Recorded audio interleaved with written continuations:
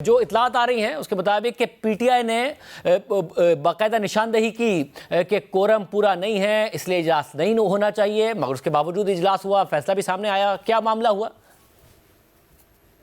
नहीं, देखिए, कोरम वाली बात उनकी गलत है। और क्योंकि उसमें आप देखेंगे कि कॉन्स्टिट्यूशन प्रोविजन में जहां ये दिया गया है बेंचेस के बनने का, वहां ये प्रोवाइड किया गया है कि अगर कोई वैकेंसी है या कोई एब्सेंट है तो उसकी वजह से मीटिंग इनवैलिड नहीं होगी। तो ये उनको प्रोविजन पढ़ के उनको सुना दी गई और उसके ऊपर भी जो है वो इवन जस्टिस मुनीब साहब आल्सो एग्रीड टू दैट कि भाई ये मीटिंग इनवैलिड नहीं है। तो जब जस्टिस मुनीब अख्तर ने इत्तफाक कर लिया तो क्या पीटीआई के रहनुमाओं ने भी इत्तफाक कर लिया? नहीं, उन्होंने नहीं इत्तफाक किया। जो बाकी मैंने कहा जजेस हैं तो उनका जो मेंबर्स थे मेजॉरिटी ने जो है वो इससे जो है वो इत्तफाक नहीं किया और उनको प्रोविजन पढ़ के सुनाई है कि भाई ये प्रोविजन कहती है कि अगर कोई वैकेंसी है या एब्सेंट है मेंबर तो उसकी वजह से मीटिंग इनवैलिड नहीं होती। पहले वाले कमीशन में भी ये मौजूद थी प्रोविजन। तो फिर बताइएगा कि 7-5 से फैसला हुआ, जो 5 हैं, दूसरी तरफ उसमें chief justice Yahya Afridi, justice Mansoor Ali Shah, justice Munib Akhtar, PTI से उमर अयूब साहब, इसके अलावा शिबली फराज साहब, तो किस बात पर बुनियादी इख्तिलाफ था उनका? नहीं, उनका ख्याल ये था कि भाई तमाम फुल कोर्ट को 16 जजेस को कॉन्स्टिट्यूशनल बेंच का मेंबर होना चाहिए and to be headed by the chief justice of Pakistan. ये उनका ख्याल था, ख्याल है चीफ जस्टिस साहब का और जस्टिस मंसूर अली शाह साहब का और मुनीब साहब का और अपोजिशन के जो लोग हैं उमर अयूब साहब और शिबली फराज साहब। और आप लोगों की क्या राय थी? बात असल में यह है कि अगर आप फुल कोर्ट को ही कॉन्स्टिट्यूशनल बेंच बना देना है तो फिर तो मेरे ख्याल में सारी अमेंडमेंट की जरूरत भी नहीं थी। तो कॉन्स्टिट्यूशनल बेंच बननी थी और असल में ये जो है वो बाकी पॉइंट उसका ये था कि कॉन्स्टिट्यूशनल अमेंडमेंट 26 ने इससे पहले पार्लियामेंट्री कमेटी ने जो चीफ जस्टिस की अपॉइंटमेंट है उस पर 3 जजेस की कंसिडरेशन हो चुकी थी। उसके बाद के तमाम जो सीनियर जजेस हैं उनकी बुनियाद पर इक्वली तमाम प्रोविंस से जो है उनको कॉन्स्टिट्यूशनल बेंच में लिया गया। यानी जस्टिस अमीनुद्दीन साहब और आयशा, अगर आप प्रोविंस वाइज देखें तो यही जजेस हैं जो सीनियरिटी की बेसिस के ऊपर हैं, जो 7 मेंबर्स नॉमिनेट किए गए। मगर क्या इस बात पर इख्तिलाफ हुआ कि chief justice Yahya Afridi, justice Mansoor Ali Shah, justice Munib Akhtar, उनमें से भी कोई होना चाहिए इस बेंच में? नहीं, वो तो पूरा पॉइंट ऑफ व्यू मैं अर्ज कर रहा हूँ ना आपसे कि पूरा पॉइंट ऑफ व्यू ये था कि it is not justice Mansoor Ali Shah साहब और having all respect for them for their integrity and competence, लेकिन ये है कि जो पॉइंट ऑफ व्यू ये था कि 16 जजेस पूरे होने चाहिए उसमें, पर्टिकुलरली जस्टिस मंसूर अली शाह और मुनीब अख्तर साहब की बात नहीं थी। वो पॉइंट ऑफ व्यू उनका तमाम 16 जजेस की बेंच बनाने का था। मगर जब ये बात नहीं मानी गई तो क्या इसके अलावा उनका कोई इख्तिलाफ नहीं था कि कौन जजेस होने चाहिए, कौन इसमें नहीं होने चाहिए, जब आप एक बेंच बनाने जा रहे हैं आईनी? नहीं, इस पर कोई इख्तिलाफ नहीं है और क्योंकि सीनियर मोस्ट जो है वो अमीनुद्दीन साहब हैं तो वो he will head the bench, बाकी जो जजेस हैं वो उसके मेंबर होंगे बेंच। तो आपका जो स्टेटमेंट आया कि अराकीन नामजद हुए, बेंच नहीं बना, इससे आपकी क्या मुराद है?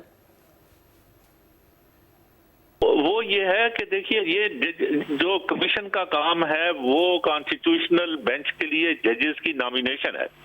जो बेंच बनाना हेयरिंग की, जो उसमें आपने देखा है कि लिखा हुआ है ना कि 5 मेंबर्स बेंच मिनिमम होगी, जो ये केसेस सुनेगी 184(3) के और एडवाइजरी जुरिसडिक्शन के और दूसरे appeals from high court decisions under article 199।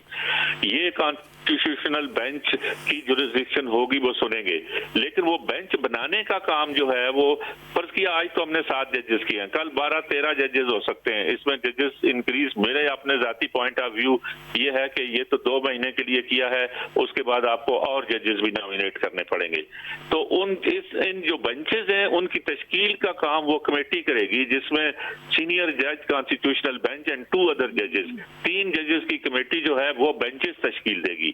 जैसे सुप्रीम कोर्ट की बेंचेस का प्रैक्टिस एंड प्रोसीजर एक्ट में chief justice and senior puny जज और तीसरा जज जो है, जो अभी नई अमेंडमेंट के तहत वो भी सीनियर जज ऑफ द कॉन्स्टिट्यूशनल बेंच हो गया है, वो बेंचेस तश्कील देंगे सुप्रीम कोर्ट की। इसी तरह से कॉन्स्टिट्यूशनल बेंचेस की तश्कील जो है वो सीनियर जज एंड 2 अदर सीनियर जजेस देंगे। यानी सुप्रीम कोर्ट के जो अपने बेंच बनेंगे उसमें जस्टिस अमीनुद्दीन साहब मौजूद होंगे, जस्टिस याया अफरीदी और जस्टिस मंसूर अली शाह साहब के साथ उस कमेटी में जो कि बेंचेस बनाएगी। मगर जो कॉन्स्टिट्यूशनल बेंच बनेंगे वो जस्टिस अमीनुद्दीन खान, जस्टिस जमाल बंदूखेल और जस्टिस मोहम्मद अली मजहर बनाएंगे। यानी जस्टिस अमीनुद्दीन खान दोनों तरफ मौजूद होंगे। जी हाँ, जी हाँ, जी हाँ, जी हाँ।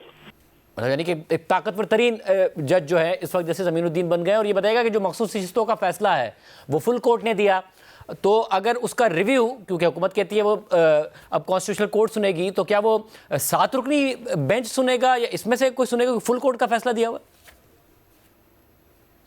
अब ये जो है सुप्रीम कोर्ट का, इसका तो कॉन्स्टिट्यूशनल बेंच ही है, वही सुनेगा। यानी फुल कोर्ट का फैसला कोई मैक्सिमम क्या 7 रुकनी कॉन्स्टिट्यूशनल बेंच रिव्यू सुनेगा? क्योंकि आपने अभी तो यही बनाया बस।